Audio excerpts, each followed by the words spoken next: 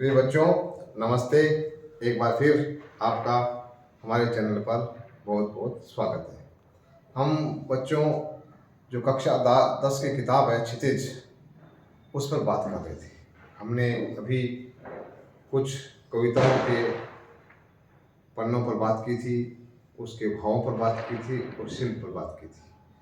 अभी तक हम 7 पाठ पढ़ चुके हैं और आज का जो हमारा पाठ है वो है ऋतुराज और उनकी कविता का शीर्षक है कन्यादान। हमारे लिए गौरव की बात है कि जो एनसीईआरटी के पाठ्यक्रम में हमारे राजस्थान के लेखक को भी शामिल होने का मौका मिला है।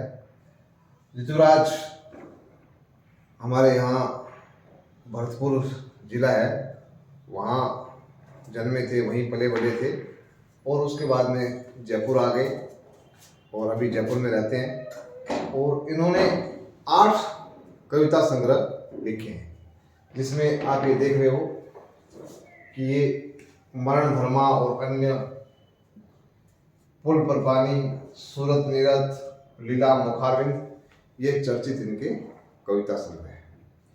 मूलतः ये अंग्रेजी साहित्य में अध्यापन का काम करते हैं और करीब 40 सालों तक इन्होंने अंग्रेजी साहित्य में टीचिंग की थी, परंतु इनकी जो लेखनी है वह हिंदी में चल निकली और हिंदी साहित्य के चर्चित और प्रतिष्ठित साहित्यकार माने जाते हैं। उनके पास अपनी शब्दावली है, अपनी दृष्टि है और अपने कहने का एक अलग ढंग है। आप इनका जब लेखन देखेंगे तो इनके लेखन में जो रोज़मर्रा की ज़िंदगी है उससे वो विषय को उठाते हैं और उसमें अपनी अनुभव और अपनी सोच को व्यक्त करते हैं। अब आप देखते हैं कि शादी ब्याह में लड़की का कन्यादान दिया जाता है, पंडित जी माँ बाप से कन्यादान करवाते हैं। सामान्य सी घटना है, हम सब रोज़ देखते हैं, परंतु कवि ने उसमें एक आपत्ति नजर आई, एक विडंबना नजर आई और उसको उसने देखा कि ये समाज की कुरीति है और इसमें लड़की को एक वस्तु के रूप में देखा जा रहा है। जैसे दान हम किसको देते हैं, कोई चीज़ होती है उसको दान देते हैं, कोई अन्न देते हैं, कोई रुपया दान देता है, कोई ज़मीन दान देता है, भूदान देता है, तो एक वो वस्तु होती है। तो कन्या कोई वस्तु नहीं है, वो एक जीवित प्राणी है, आपका सम्मानित घर का सदस्य है, तो उसका फिर दान नहीं दिया जाता। परंतु ये परंपरा से शादी में एक परंपरा होती है कन्यादान गोदान, तो गोदान की तरह कन्यादान होता है। तो उस पर कवि ने अपनी टिप्पणी की है और कविता में उसको सरल शब्दों में लिखा है। तो ये जो सामान्य घटनाएं होती हैं उस पर पैनी नजर रखते हैं, पैनी तीखी नजर रखते हैं और जो वास्तविक दुनिया से हटते नहीं है और शोषण और सामाजिक पाखंडों पर टिप्पणी करती है। और इनकी जो शब्दावली है वो लोक जीवन से उठी हुई शब्दावली होती है। सामान्य जो हम लोग रोजमर्रा की जिंदगी में शब्द बोलते हैं वैसे इनके शब्द है। तो हमारी परीक्षा में जो लेखक के संबंध में भी कुछ बातें पूछ ली जाती है, तो यहाँ संक्षेप में हम यहाँ सभी वीडियो में आपके समक्ष ये चर्चा रखते हैं और आप अगर ध्यान से इन बातों को नोट कर लेंगे और ठीक से अपने दिमाग में स्थापित कर लेंगे तो आप अच्छे अंक प्राप्त कर पाएंगे। तो ऋतुराज जो हमारे राजस्थान के कवि हैं, इन्होंने कन्यादान पर एक बहुत सुंदर कविता लिखी है। आज हम उसी कन्यादान की कविता पर बात करेंगे। कन्यादान, इसका समास विग्रह करते हैं तो शब्द होता है कन्या का दान। कन्या लड़कियों को कहते हैं और पुत्री को कहते हैं। तो पुत्र का दान कौन करता है, माँ या बाप। आपने देखा होगा कि जब शादी होती है तो लड़के लड़की वर वधू एक आंगन में उनको बिठाया जाता है, फिर हवन वगैरह होता है और फिर में जो पिता है वो दूल्हे के हाथ में लड़की का हाथ देता है और संकल्प करता है और कन्यादान करता है। तो कवि वहाँ से अपनी कविता को उठाते हैं और इस पर अपनी आपत्ति दर्ज करवाते हैं। अब कविता पूरी अच्छे से समझेंगे तो आपको आपत्ति भी समझ में आ जाएगी। आप जरा अपना ध्यान इस कविता पर रखेंगे कि कितना प्रामाणिक था उसका दुख, लड़के को दान में देते वक्त, जैसे वही उसकी अंतिम पूंजी हो, लड़की अभी सयानी नहीं थी। अभी इतनी भोली सरल थी कि उसे सुख का आभास तो होता था, लेकिन दुख बांधना नहीं आता था। अब जब माँ एक लड़के का कन्यादान करती है तो वो कन्यादान करते समय उसकी जो मन की स्थिति है उसके बारे में कवि कह रहा है कि कितना प्रामाणिक था उसका दुख, लड़की को दान में देते वक्त। कि एक लड़की जब जन्म लेती है तो पहले 9 माह गर्भ में रहती है, फिर जन्म लेती है, फिर उसका लालन पालन किया जाता है। तो माँ उसके साथ, पिता उतना साथ नहीं रहता, माँ उसके साथ गर्भ में पड़ने से लेकर के वो जब तक शादी लायक नहीं हो जाती है तब तक उसके साथ रहती है, और शादी के बाद में भी उसके साथ उसका मन के तार जुड़े हुए रहते हैं और सुख दुख में काम आती है।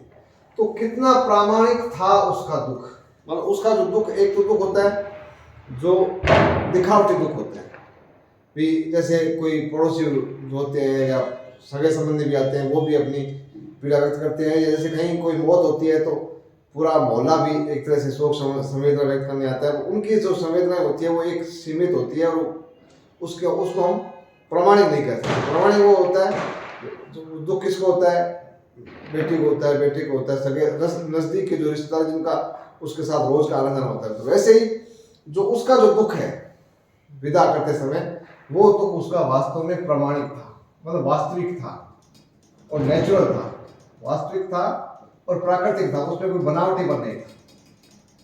इंग्लिश में होता है नेचुरल। लड़की को दान में देते वक्त, लड़की को विदा करते समय या लड़की को उस दूल्हे को सौंपते समय जो उसका जो दुख था वो वास्तविक था और प्रामाणिक को व्याख्या करेंगे तो वास्तविक था और प्राकृतिक था, सहज था, उसमें कोई बनावट नहीं था। जैसे वही उसकी अंतिम पूंजी हो, लड़की अभी सयानी नहीं थी। वो कहते जैसे कोई आपके पास कोई धन हो, मान लो आपके पास मात्र 1000 रुपये हो और कुछ भी आपके पास एसेट्स नहीं है, कोई आपकी संपत्ति नहीं है, और वो आपको दान में देनी पड़े तो आपको कितना दुख होता है, क्योंकि आपने उसको बहुत मुश्किल से पाला पोसा उस पैसे को, और वो जाने के बाद आपके पास खाने पीने के लाले पड़ जाएंगे। तो अंतिम पूंजी, तो वो लड़की उसकी अंतिम पूंजी थी। अब यहाँ सवाल पूछा जा सकता है कि ये अंतिम पूंजी कैसे थी। तो यह अंतिम पूंजी क्यों कहा गया है, तो ये क्या होता है कि लड़की ने जब गर्भ में आई थी तब से उस माँ का उसके साथ संबंध था, और जैसे वो बड़ी तो भी उसके साथ रहा, और वो सुख में दुख में हमेशा माँ के साथ रही। तो माँ के लिए वो अंतिम पूंजी थी, मतलब लास्ट एसेट्स था। तो इसलिए यहाँ कवि ने अंतिम पूंजी कहा है, क्योंकि कहते वो जो सबसे जो नजदीक संबंध होता है वो माँ बेटी का होता है। इसको कहते हैं नाभि-नाल संबंध। नाभि कहते हैं जो अपने जो पेट के बीच में होती है, उससे काटने के बाद में वो अलग होता है बच्चा माँ से, तो वो संबंध वो नाभि का संबंध होता है, नाभि-नाल संबंध होता है, और वो इतना निकट होता है कि उससे कोई ज़्यादा निकट संबंध नहीं होता, वो सुख दुख में काम आती है। इसलिए इसको क्या कहा, अंतिम पूंजी कहा है। परीक्षा में आपको उत्तर देना है तो 3 तरह हो सकते हैं कि वो माँ बेटी का नाभि-नाल का संबंध होता है, सबसे निकट का संबंध होता है, माँ बेटी सुख दुख में साथ होते हैं, और वो उसके शुरुआत से लेकर के उसके जब तक वो दान देती है तब तक उसका संबंध बहुत करीब का होता है। इसलिए कवि ने इसको क्या कहा है, अंतिम पूंजी कि लड़की अभी सयानी नहीं थी। यहाँ सयानी का मतलब है जो हम कहते हैं ना, एक वो मैच्योर नहीं हुई, या यूँ कह सकते हैं बालिग नहीं हुई, बालिग नहीं है। यूँ तो 18 साल का बालिग हो जाता है लड़की, लड़का 21 साल का बालिग माना जाता है। तो परंतु जब यहाँ बालिग का मतलब है उसमें जो उसकी जो बौद्धिक शक्ति का विकास होना था, जो उसमें परिपक्वता आनी थी, परिपक्व नहीं होना, परिपक्व नहीं होना, इसको कहते हैं सैनिक। कि अभी वो अपने सोच से, बुद्धि से अभी वो बालिग नहीं है। अभी इतनी भोली सरल थी कि उसे सुख का आभास तो होता था। वह इतनी सरल और भोली थी कि उसे सुख का तो पता था कि जैसे शादी होगी, नया दूल्हा मिलेगा, मेरा ससुराल होगा, तो वो तो एक सुख की उसको कल्पना थी, लेकिन उस सुख वांछना नहीं आता था। परंतु वहां जाकर नया घर होगा, नए लोग होंगे, उनके साथ कैसे तालमेल बैठाना है, इस प्रकार का आभास उसे अभी तक नहीं आता। दुख वांछना नहीं आता था, मतलब उसको दुख को पढ़ना नहीं आता था। जैसे अब ये जो अनपढ़ आदमी होता है, उसके सामने आप कोई किताब रख दो तो उसके लिए तो किताब कोरा कागज है, उसमें क्या लिखा हुआ है उसको तो पता नहीं। वो अनपढ़, तो वो अनपढ़ के लिए किताब कुछ मायने नहीं रखती, कोई अर्थ नहीं रखती थी, उसको कुछ उसका आभास नहीं होता। वैसे उसने अभी आने वाले दुख के बारे में, आने वाली तकलीफों के बारे में जो तालमेल का अभाव हो सकता है, संभाव्य है, उसका पता नहीं था। इसको कहते, इसलिए कह रहे उसको दुख वांछना नहीं आता था। पाठिका थी वह धुंधले प्रकाश की। धुंधला, पाठिका में पढ़ने वाली, रीडर। क्या रीडर थी? धुंधले प्रकाश की। तो जो प्रकाश होता है, जो धीमा धीमा प्रकाश होता है, जैसे मान लो चिमनी का प्रकाश हो गया या लालटेन का प्रकाश, ऐसे प्रकाश की वो पाठक थी। कुछ तुकों और कुछ लयबद्ध पंक्तियों की। कुछ तुक, कोई कविता होती है जो कुछ, जैसे छोटा बच्चा होता है ना, तो वो बाबा आया, मामा आया, ताला लाया, ऐसे दो एक मात्रा वाला या एक बिना जो आद्य अक्षर वाला शब्दों का वो वाचन कर लेता है। तो ये वैसी थी कि पाठिका थी धुंधले प्रकाश की, कुछ तुकों और कुछ लयबद्ध पंक्तियों की। कि जिस प्रकार बच्चा ताला, माला, काला, नाला ऐसे शब्दों को पढ़ सकता है और उसके तुकों को बना सकता है, तो उसको, परंतु उसकी जो पाठ की गहराई है उससे वह अनजान रहता है। तो वैसे ही ये जो लड़की है अभी तक बालिग नहीं हुई है और उसको जीवन की असली सच्चाई का पता नहीं है, वो केवल छोटे छोटे तुकों की और लयबद्धता की जान पाठिका है। मतलब उसे अभी तक जो दुनिया में जो सपने हैं, जो सुख है, जो मस्ती है, केवल उसी की उसको अभी तक जानकारी है। वास्तविक दुखों से उसका कोई परिचय नहीं है।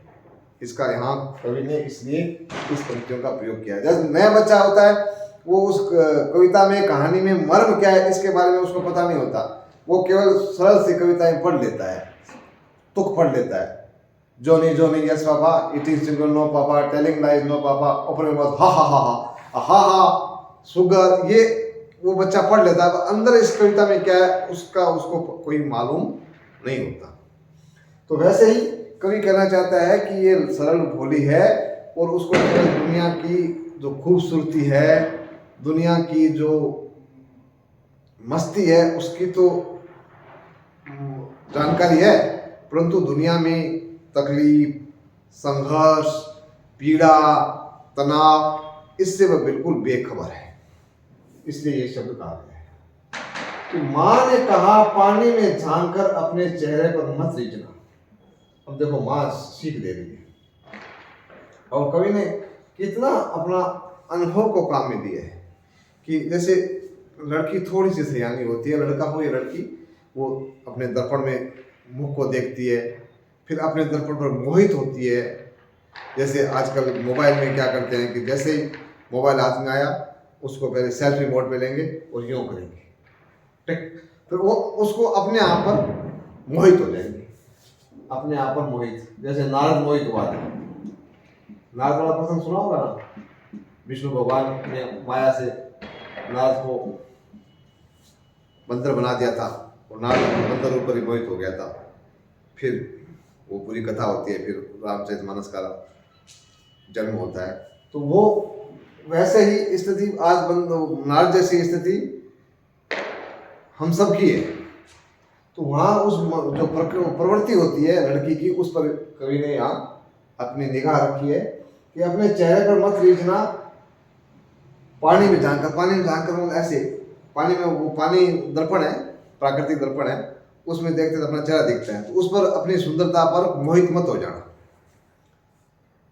आग रोटियां सेकने के लिए है, जलने के लिए नहीं। अब यहाँ देखो कवि ने कितनी टिप्पणी की है बड़ी। पहले क्या है कि मरने के साधन आज से 15-20 साल पहले कम थे। तो क्या है कि फांसी का चलन हो गया, फिर वो जहर हो गया, हमारे उधर गंगानगर हनुमानगढ़ की तरफ नहरें हो गई, मरने के लिए बहुत सारे विकल्प उपलब्ध है, ट्रेन हो गई। पहले ये जलने की परंपराएं बहुत थी, कभी सास जला देती थी, कभी पति जला देता था, कभी खुद ही जल जाती थी तनाव झेल करके, फिर कभी जेठानी, कभी देवरानी। तो ये एक षड्यंत्र चल रहा है। और आज भी आप जैसे समाचार पत्र पढ़ते हैं तो कोई न कोई उसमें आग देने की घटनाएं पढ़ते हैं, जिसमें किसी न किसी नवविवाहिता का, किसी औरत का ऐसे जलना छपा मिलता है। तो कभी वहीं से बात उठाता है कि जलने के लिए नहीं है आग, जो है वो रोटी सेकने के लिए, आग से भोजन बनाना है, आग में कूदना नहीं है। मतलब जो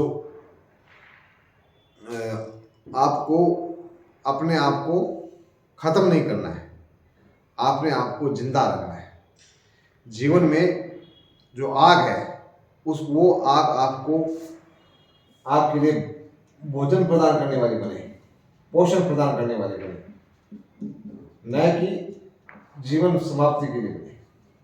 यहाँ गौर करना बहुत सुंदर पंक्ति है कि आप जो आग है वो रोटी बनाने के लिए है, जिससे लोगों का जीवन चलता है।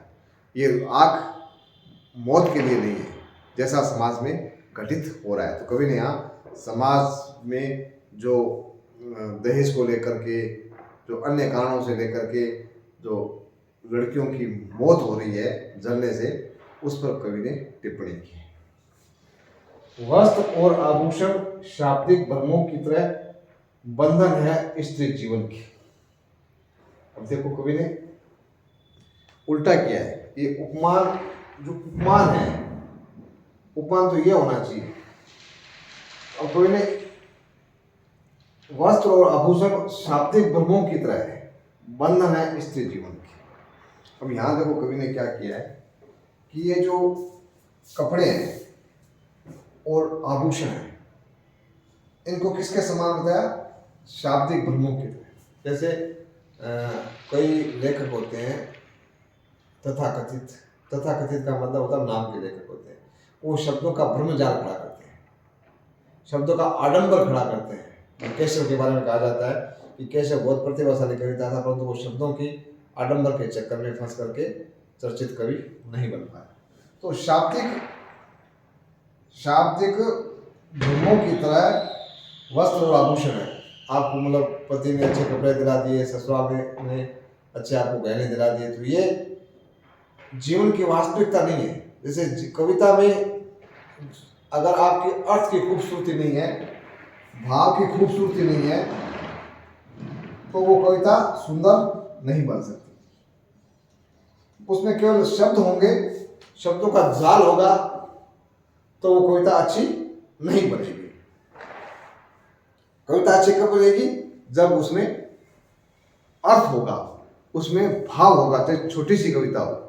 मान लो नंद किशोर जी आचार्य की कविता है छोटी सी कि मेरे सीने में एक झरना है, बस इसी बात का मरना है।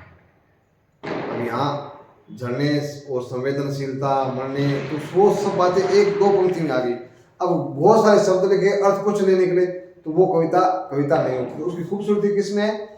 और अर्थ में और भाव में। वैसे ही औरत की जो खूबसूरती किसमें है?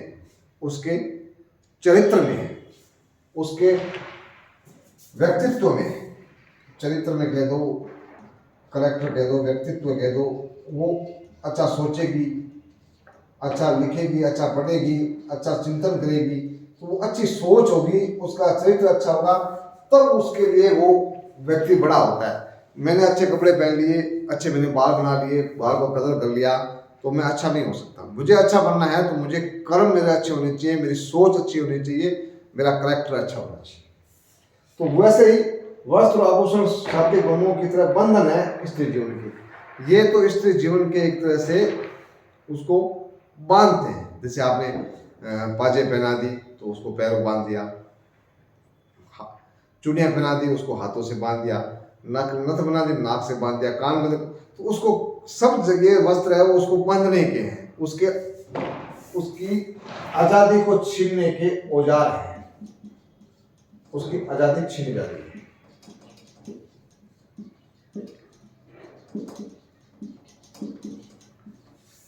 कोई भी बस देख लो, आभूषण देख लो, आदमी कोई कोई नहीं, देखो अंगूठे पड़ी है, वो कुछ नहीं, कहीं कोई नहीं, उसके नाक, कान, हाथ, फिर या बाजूबंद, फिर या तागड़ी, फिर ये पैरों में, तो पहले तो 1-1 किलो 2-2 किलो के पैरों में कड़े होते थे।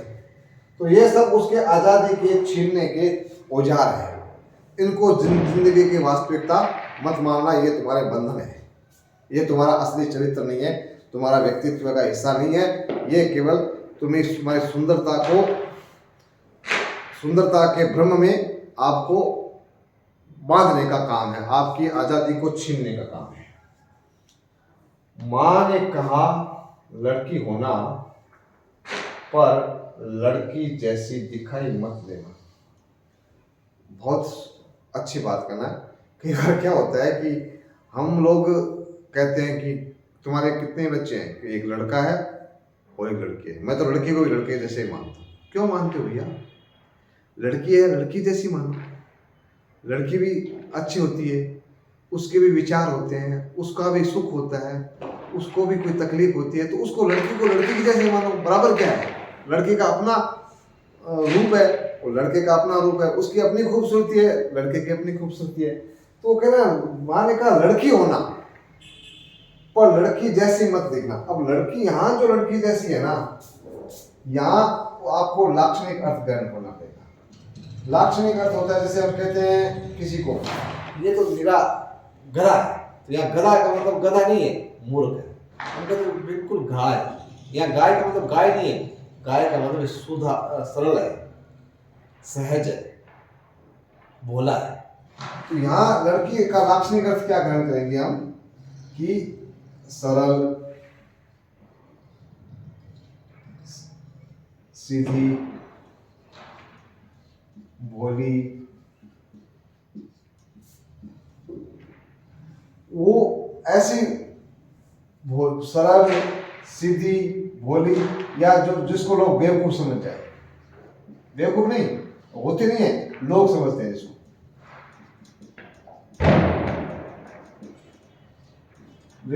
जिसको लोग वो बेवकूफ समझे, और जिसे कपड़ों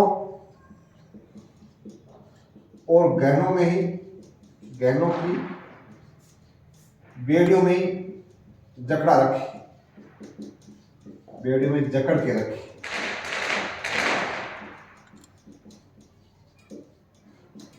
तीसरा कि उसको अपना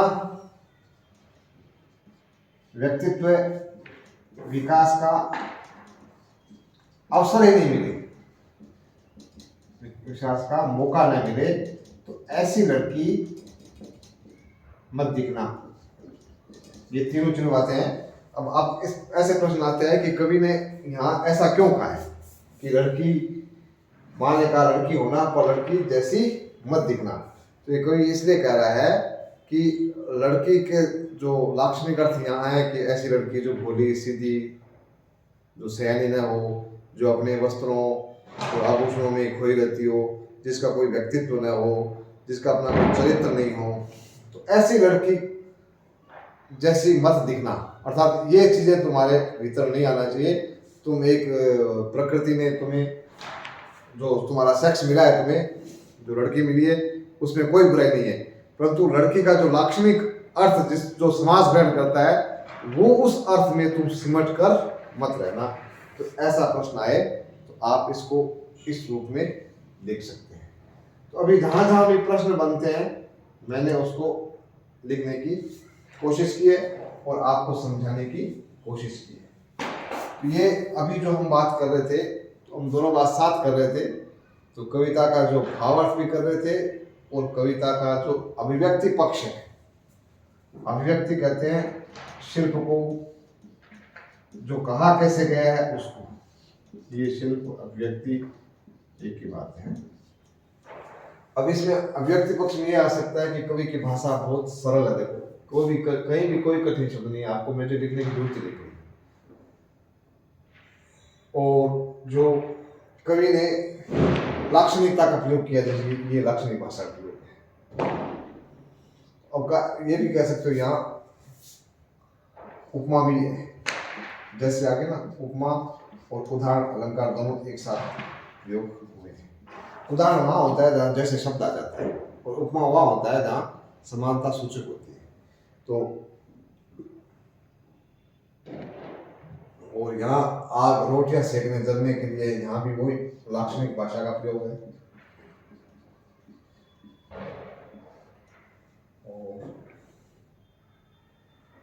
दुख बांसना नहीं आता। यहाँ देखो कोई ने ये बिंब बनाया है, हमने पहले बिंबों की बात की थी ना। ये बिंब दुख बांसना, बच्चा बांसना नहीं जानता, वैसे लड़की दुख बांसना नहीं जानती। ये एक कवि ने बिंब बनाया है। बिंब उसको कहते हैं जो हम बात कहना चाहते हैं उसके बराबर एक कोई बात कह दी जाती है जो हमें साफ साफ समझ में आ जाती है, उसे हम कहते हैं बिंब। तो यहाँ ऋतुराज जी ने इस कन्यादान कविता के माध्यम से समाज में जो लड़की होना अच्छी बात है, परंतु लड़की जैसा नहीं दिखने का संकेत साफ साफ दे रहे हैं। यही इस कविता का मूल प्रतिपाद्य है। ये प्रतिपाद्य पुनः बता देता हूँ क्या होता है। प्रतिपाद्य का मतलब होता है कविता में कवि कहना क्या चाहता है। ये इस कविता का जो कहना क्या चाहता है इसी को कहते हैं प्रतिपाद्य।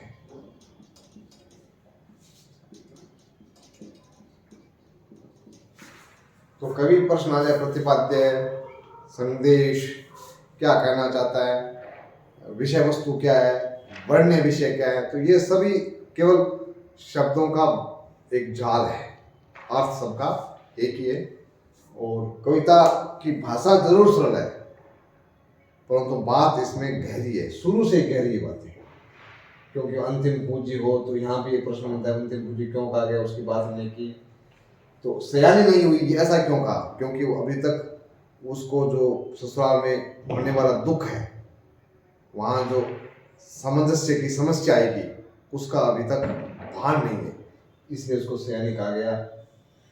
और सुख का बात कर, सुख वांछना दुख वांछना नहीं है, मतलब वो अभी उसको पता तो है ससुराल में मुझे पति मिलेगा, उससे मुझे प्रेम मिलेगा, उससे मुझे कपड़े मिलेंगे, गहने मिलेंगे, ये सब तो पता है, परंतु वहाँ वास्तविक रूप से सास के ताने भी मिलेंगे, ननद के ताने भी मिलेंगे, वहाँ घूंघट को ढक के रखना पड़ेगा, वो सारी बातें। और जो ये तो सामान्य सी बातें हैं, इसके अलावा भी वहाँ क्या क्या तकलीफें हो सकती है उसके बारे में उसको पता चाहिए। इसलिए तो ये आप कविता को 3-4 बार अच्छे से पढ़ोगे और पूरा वीडियो देखोगे तो कविता आपको ठीक से समझ में आ जाएगी और आप इसके सभी प्रश्नों को अच्छे से हल कर पाएंगे। इसमें जितने प्रश्न बन सकते थे उन प्रश्नों पर मैंने इस वीडियो में बात की है। अब आपका काम इतना ही है कि कलम उठानी है, अभ्यास पुस्तिका अपने सामने रखनी है और उस पर सारे प्रश्नों के उत्तर अपने को खुद लिखने हैं और फिर खुद चेक करना है कि आपने वो उत्तर जो कविता में मुख्य भाव कहा गया है उसके अनुरूप है या नहीं है। अगर आपको उत्तर चेक करवाना है तो इसका एक तरीका है कि आप मेरे कमेंट बॉक्स में अपना उत्तर लिख कर भेज देवें, तो आपको वो उत्तर ठीक लगा है, लिखा है या नहीं है, उस पर मैं अपनी राय व्यक्त कर दूंगा।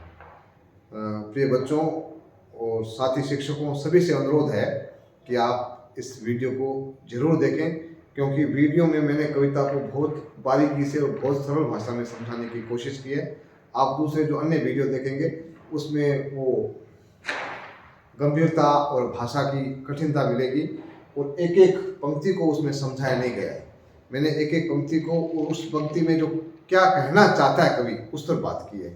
कविता की जो अंदर की बात है वहाँ तक आपको पहुँचना जरूरी है। वहाँ तक पहुँचोगे तभी कविता का आनंद आएगा और कविता के सारे सवालों को आप हल कर पाएंगे। आशा है आप मेरी बात को ठीक से समझ पाएंगे और मेरे चैनल को अभी तक आपने अगर सब्सक्राइब नहीं किया है तो सब्सक्राइब कर लें, ताकि आपको नए से नए वीडियो तत्काल मिल जाएं। आप मेरे साथ सदैव जुड़े रहें, ये मेरी इच्छा है। और इसी इच्छा के साथ मैं यहाँ अपनी वाणी को विराम देता हूँ। धन्यवाद। जय हिंद, जय भारत।